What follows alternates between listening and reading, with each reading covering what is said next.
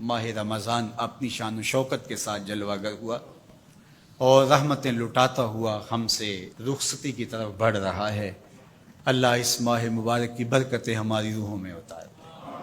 ایسا نہ ہو کہ یہ مہینہ آیا اور چلا گیا اور ہم جہاں کھڑے تھے وہیں کے وہیں ہی کھڑے نظر آئیں۔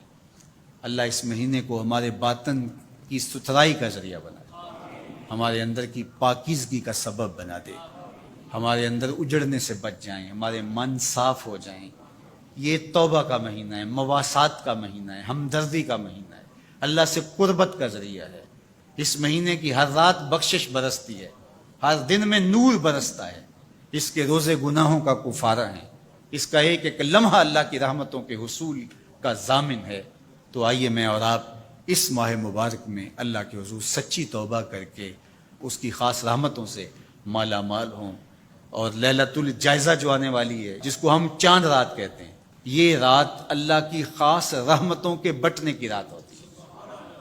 جب کوئی مزدور مزدوری کرتا ہے تو اس کو آخری وقت میں مزدوری ملتی ہے۔ تو گویا لیلۃ الجائزہ کو بازاروں میں نہ گزارنا۔ کچھ لوگ اہتمام سے اپنے کام مؤخر کرتے رہتے ہیں کہ ہم اس رات بازار جائیں گے، وہ رونق میلہ دیکھنا چاہتے ہیں۔ اور بہت سارے اوباش، بے حیا اور عیاش مزاج کے لوگ تو وہاں ہجوم میں گھس کر کے اپنی خواہشات کی تکمیل کرتے ہیں۔ تو یہ کتنی غلاظت اور کتنی گندگی ہے کہ رمضان المبارک کا مہینہ جو ہے وہ گزرا اور ابھی شیطان کھلے اور سب سے پہلے آ کے اس کو چمٹ گیا اور اس کو کہاں لا کے کھڑا کر دیا۔ تو لیلۃ الجائزہ یہ اللہ سے رحمتیں لینے کی رات ہے، برکتیں وصول کرنے کی رات ہے۔ یہ رات بھی مصلی بچھا کے بیٹھی اور اللہ سے رحمتیں مانگیے اور اس کی کرم نوازیوں کے لیے اس کے حضور سوال کیجیے۔